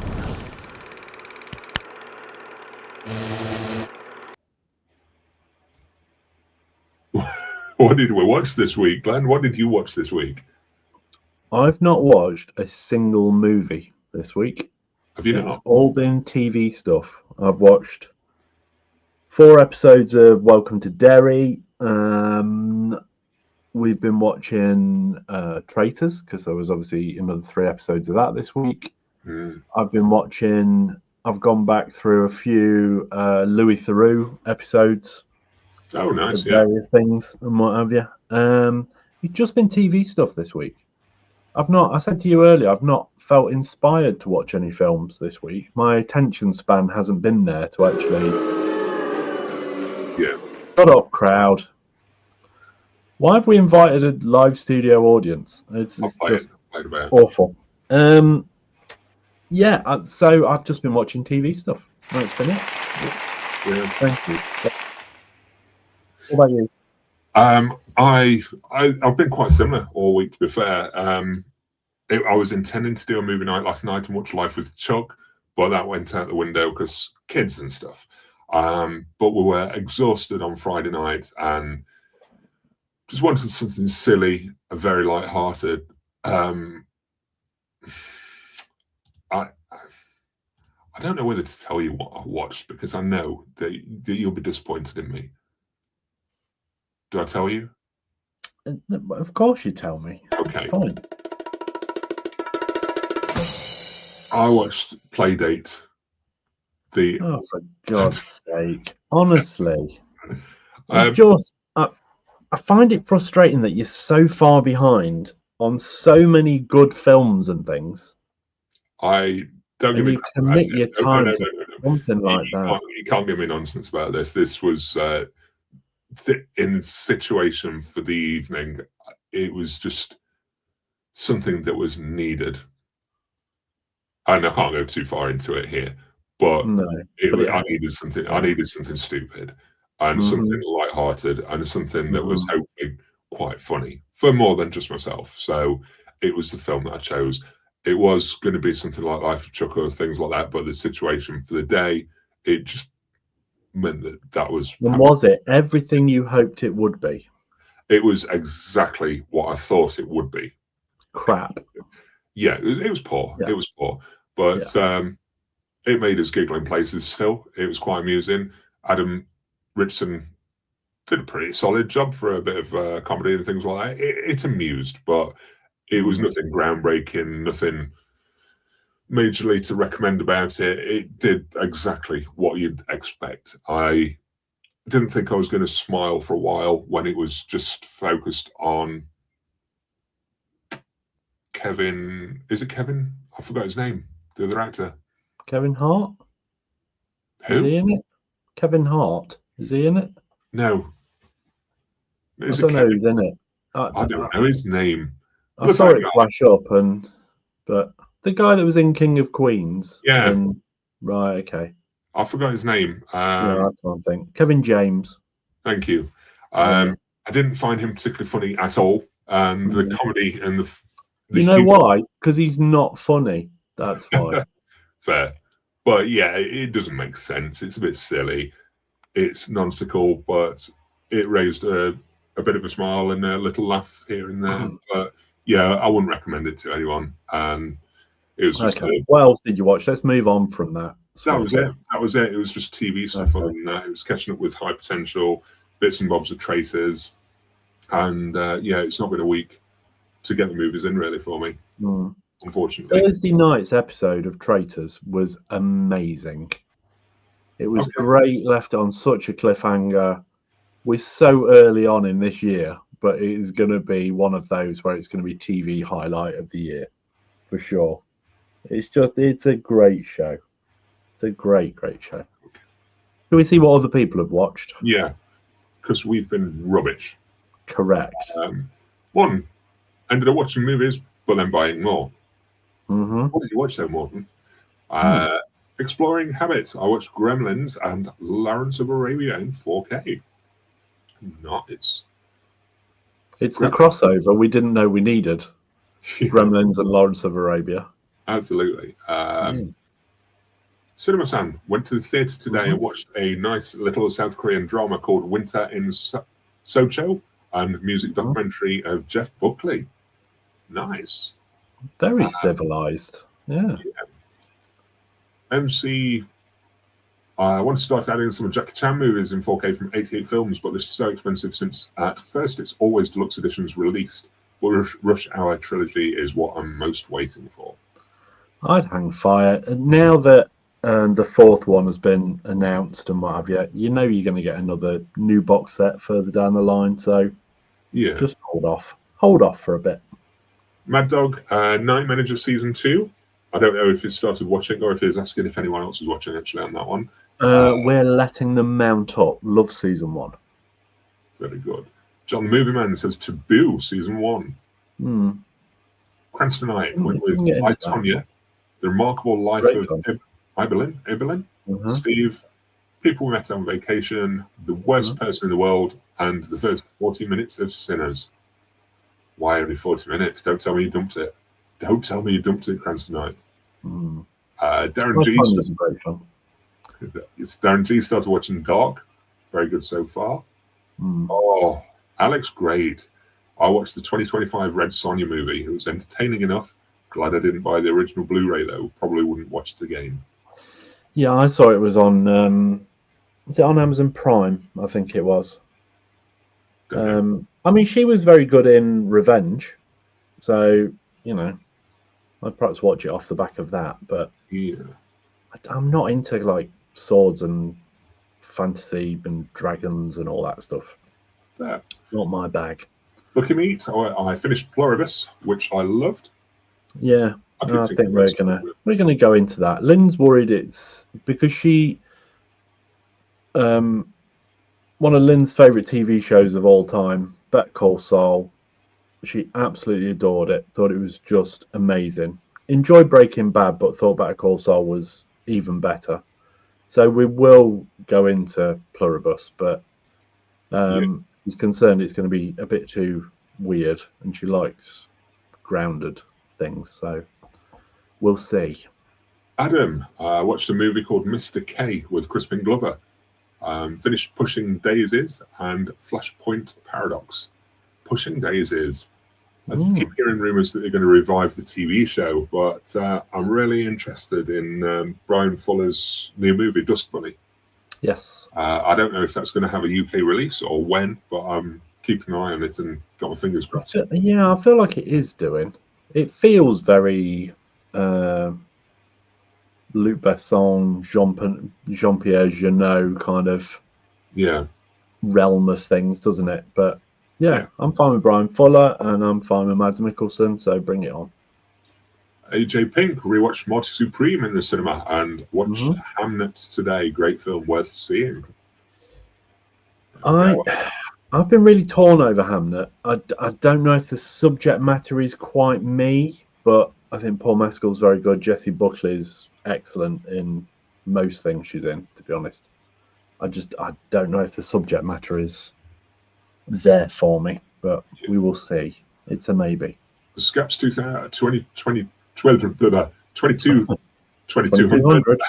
Scaps, welcome to Daria's Great. Pluribus is really good too. I'm 6 episodes into. How's Welcome to Daria? I'm really enjoying it. I'm 6 episodes in. There's been like teasers of Pennywise, but Pennywise is properly in there now, and it's I keep seeing lots of memes that Welcome to Derry is what everybody hoped the last season of Stranger Things would be. Yeah. But I'm really enjoying it. I like the world of it anyway. So, what you would like about Welcome to Derry is the character of Dick Halloran, who was in The Shining, the chef that came back to the Overlook and what have you. He's in there as a younger character. He's a soldier, and they've just. This is probably going to be a spoiler, but I don't mean it to be. They've kind of tied a section of it in with Doctor Sleep. Something that was I'll talk to you afterwards, so I don't spoil too much. But something that was mentioned in Doctor Sleep that was quite a not pivotal, but it was an important thing. They've introduced that in Welcome to Derry, Right. and my love of The Shining and my love of it have just like collided, smashed together. So that's piqued my interest even more. So I'm looking forward to the rest of it. Morton's review says, "I went late, so no time to watch much of anything. I watched Chasing Amy, but I haven't. But I have almost the complete show. Sweet Tooth done. This has been really good. For only 4 episodes left. Yeah, that's the thing on Sky. Oh no, that's Sweet Tooth. Oh no, I'm thinking of what's the one with Ella Purnell that's on Sky where she's a serial killer? Sweet Pea. Oh, Sweet Pea. Yeah. I made this, rewatched Fargo season 1. Really enjoyed the show. It's good. It is a good show. Oh, it's great. Also finished watching season 3 of Reacher and been watching Entourage again. I love Entourage. I did a rewatch of that a couple of years back. And I'll do another one again at some point. Here we go. Jeremy Carr. Yeah. Watched City Hunter 3, City Hunter 91, Kikada 01, mostly series, and this film called The Village in the Woods. Not enough reach arounds, in my opinion. Pretty good, though. Going back through the Phil Martin back catalogue. Yes. Jerry Chia watched Warm Bodies 4K, Primitive War 4K, Descent 4K, and Eyes Wide Shut 4K. I like the fact that Jerry feels the need that... Can I just point out, I've not just watched these on Blu Ray. I've not just watched these in HD. No. I've watched the 4K of these. Well done, Jerry. Jerry Carr says Fallout. If you watched it, or if it was just the comment for Ella Purnell. Oh, no. I was on about Sweet Pea, where she's a serial killer. Big Jace. I watched Taken 2 last night as ITV was showing the first one for the 100th time. Yet I've never seen 2 and 3. We'll watch 3 next weekend now. Probably already seen it, I think. I never bothered watching the third one. I think that's kind of it, really. Yeah. Pietro, I watched Howl's Moving Castle today at the cinema in 35mm. It was an experience. Art on the big screen. Nice. Absolutely. John Thompson, Blade Runner on 4K. Love Blade Runner. Joe Chia says Daylight in 4K. The Turbine edition is bloody brilliant. It's bloody brilliant. Bloody brilliant. I'm telling you. Bloody brilliant. Martin's movie cupboard. This week I watched Kickboxer, Bloodsport, so say Absent Without Leave, Fright Night, Lost Boys, Under Siege, and Commando. And in some 80s action there. I love the fact you said Absent Without Leave rather than just AWOL.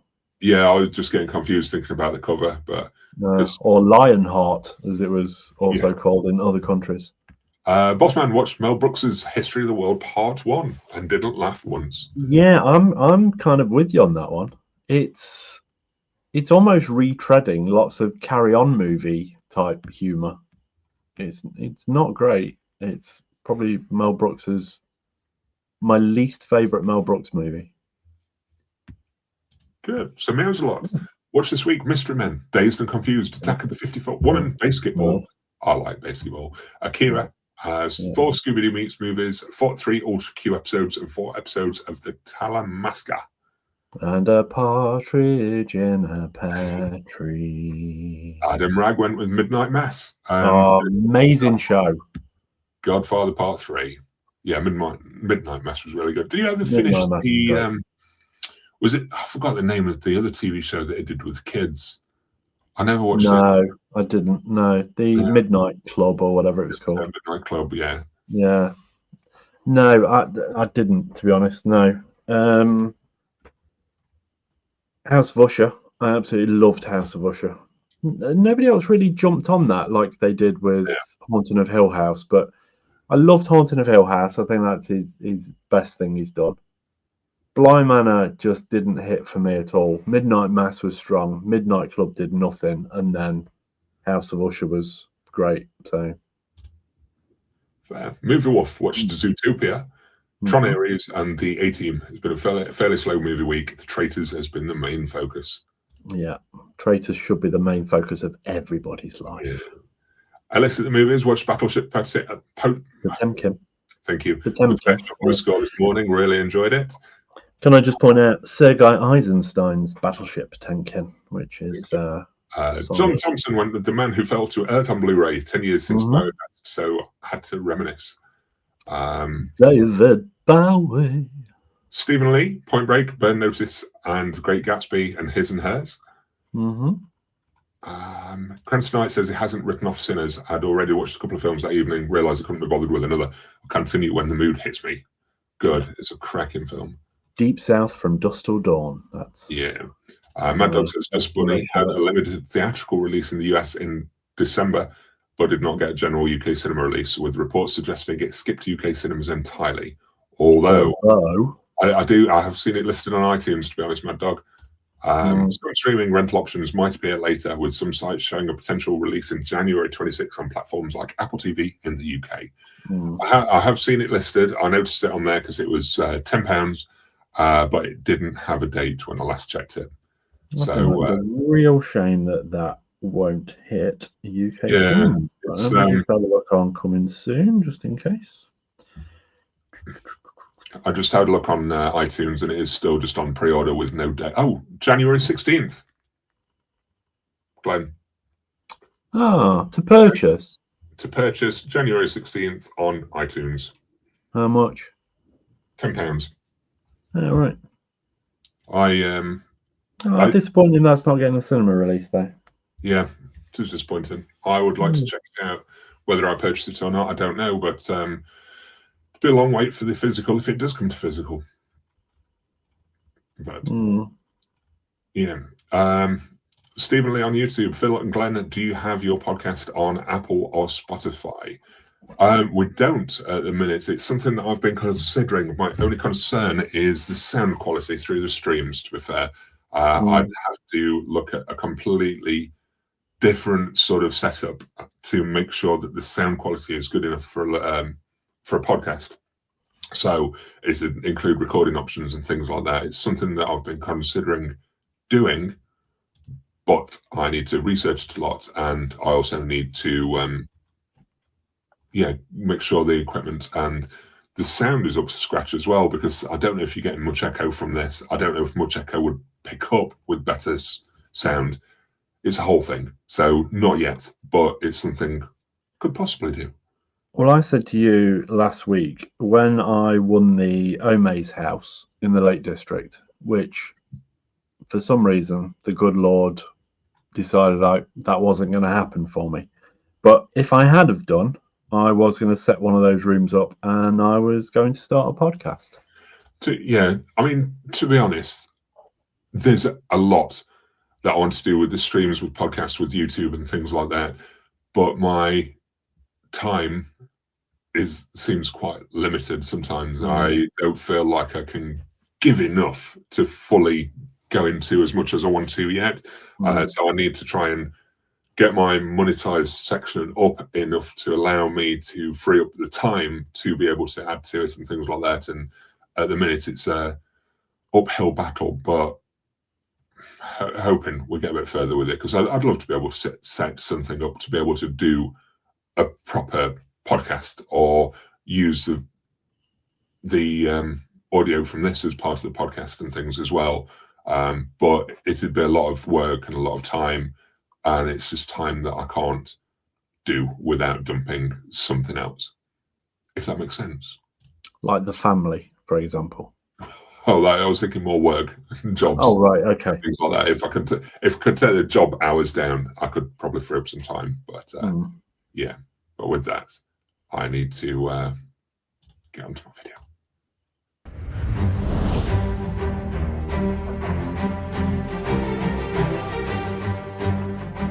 Yeah. I left this till the end because for me, I've not picked up anything this week. To be honest, it's not saying there haven't been temptations or things that I've been looking at, but I've just not pulled the trigger and ordered a single thing. No figures, no media of any kind, just nothing. It's been sad. There's nothing. Cool. Okay, over to me then.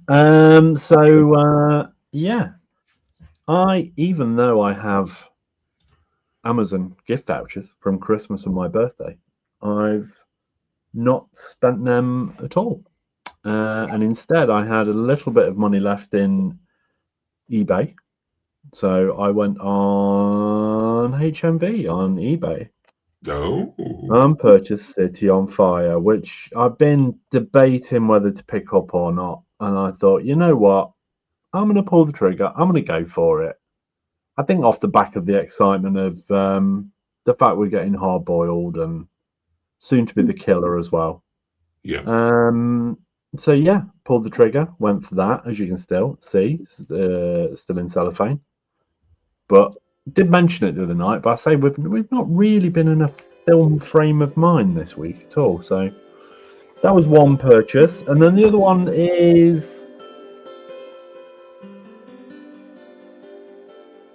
really background music as well now, have we? So I picked up a book, but it's film related, and that's you went with that. Tops, Mars Attacks, yeah. So obviously Tops were trading cards, and these books, there's a few of them. There's Return of the Jedi, Star Trek, what else is the Garbage Pail Kids, and something else.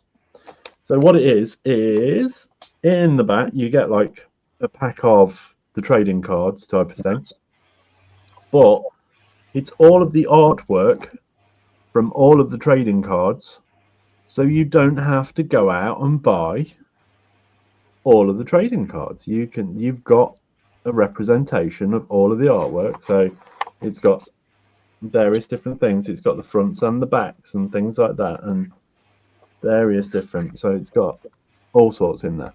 Yeah. Like I say, and you've got cards in the back as well. And what I like is the dust jacket for it is made in that, that kind of wax paper material that the actual packets were made from, that you tear open to get the cards out and what have you. Yeah. It's made of that. It's made of that stuff. So yeah, so quite a nice little thing. Includes 4 bonus trading cards, 50th anniversary collection. So I'd say they do a few different ones in the range. I'm assuming they'll probably continue and do a lot more. But it's just very nice. And everybody knows I love Mars Attacks, and I just love the artwork. The artwork's just ridiculous. And it's great. So yeah. So they are my 2 purchases of this week. I'm going to go into town this week, and I think what I'm going to do is, because I've still got that gift card thing that I can use at HMV from my birthday, I think I'm going to pre-order Hard Boiled through them. Yeah. Because Amazon still haven't got the pre-order available, because as we know, Arrow like to give priority to everybody over Amazon. But yeah. So yeah. So should we go to what people have purchased? I am, yeah. I'm just trying to find out where I left off with the comments. I think. Let's put the link for that book. In fact, reviews on the stream. Morton got Chasing Amy. Watched picked up Chasing Amy Blu Ray. Jack Frost, Revenge of the Mutant Killer Snowman. Baskin 4K. Comma as always. Yeah. Gigi Allen, All in the Family. Gigi Allen, Uncensored. Descent 2, Goonies, Rising Sun, Superbad, and Jersey Girl. I think that was it. There was a full stop after that one. It was a full stop. There we go. Kevin Smith, a couple of the titles in there as well. AJ Pink, no pickups for me either. Got 2 pre-orders in for March, but that's it. Mad Dog, slow time of year for purchasing. Certainly is. Everyone calms down for January, straight after the Christmas expense. Adam, no new movies this week. Just 2 new Star Wars helmets. That's cool. I like the Star Wars helmets. They're just not got the right space for them, I don't think. Ellis at the Movies picked up the Blu Ray of Naked, Tokyo Story, and House, Haunting of Hill House. Hill House. Yeah. Jeremy Carr pickups, only one showed up this week. Exceed Draft. Some coming in a few days. There we go. Big J's only delivery this week was John Candy, 3 Film Collection, Brewster's Millions, Uncle Buck, and Great Outdoors. I've not seen the Great Outdoors for years. So there's a lot to pick up. Elvira's Haunted Hills, Scream Factory Collector's Edition Blu-ray with hard box case. Got it at resale shop minutes before this live stream. That's why I was late joining. There we go. It's all about the physical hard case. Still, I have Elvira's Haunted Hills as well, but it was just who released it over here? Was it 101 or? I can't remember. I can't remember who released it over here, but it was just a standard Amaray. Yeah. Jerry Cheer pickups Once Upon a Time in America 4K Undisputed, The Grey, The Descent. A couple of biscuit tins in there as well. Mine's Movie Cupboard. Big purchase this week. A new TV, which I'm watching you on just now. Oh my God. Hey, Martin. Gone really big. Really big. So Meows a Lot bought 7 film sets of Tim Burton collection because it was the only way to get Mars Attacks Blu-ray at the time. $25 for the set. Resale shop. Nice. Good price. Yeah. Dom in the Shed says, why not pre-order Hard Boiled from Arrow? Because I have Amazon gift vouchers and this voucher that I can use at HMV from Christmas and my birthday. So it's free. It's free money. I'm not pre-ordering Hard Boiled either. I'm going to wait till release day, and I might go to the shop in person and try a different way of getting my movies. That's crazy. What? Go in a shop and buy them? Oh my God. Who are you? Buy it. Well, more about that some other time. As to my reasons why. Adam says, Glenn, whatever the spirit store is called on your side of the pond, it has a life-size Mars Attacks alien. Yeah, we don't have them over here at all. I would love a Spirit Halloween over here, and we don't have them. No. Because the UK is rubbish in so many ways. Yeah. Anyway, today I've kind of overrun.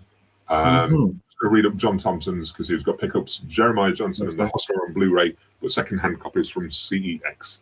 So, yeah, I'm going to wrap us up here because we have run over what I initially thought. So if you've got any questions, then I don't know, save them till next week because I'm going to close it down. What do you think, Glenn? Save them till next week? Save them till next week. Yeah, I mean, I can't believe we've overrun. It's not like we've been rambling. Not at all. But strange. Yeah. Anyway, thank you everyone for watching. Thank you for joining us. Thank you for the comment. Thank you to Jared Cheer for the super chat earlier as well. Just before I dump out, I am going to jump on the chart and quickly sort of run through. Do it. We have had quite a few comments, so I've lost track completely. Who might be ahead? So we've got. So I start at number 10. We have. Oh no, we don't. God, yeah. Sorry. Start at number 10. Right, top fans. Number 10. What was that? Why did it repeat? Because I'm opening another window so I can get to the top fans thing, but I can't scroll on it at the minute. So I can see number 8, we've got Cinema San. Okay. Number 7, we've got Adam. Number 6, we've got Woody. Number 5, AJ Pink. Number 4, slipping again. Number 4, Jeremy Carr. Jeremy Carr. Oh, I love the fact that he can't hit top 3 anymore. It's lovely, isn't it? Jeremy, come on, man. Come on. Come on, Jeremy. Up your game, son. Up your game. Number 3, we've got Movie Wolf. Number 2, we've got Mon. Which means... And number 1. Jerry. Jerry Cheer. There we go. Cheer. Straight in there. Well done. I right. At some point, you know, as well. Yeah. We're going to realise it's not Jerry Cheer and it's going to be Jerry Che. or something, and we've been saying it wrong all of this time. Yeah. Oh, look at you with your sound effects. I know. I'm trying to find They're that. completely out of context. Okay. Anyway, thank you everyone for watching. I'll catch you next time. Hope you join us next week, and see you all soon. Bye, everyone. Bye.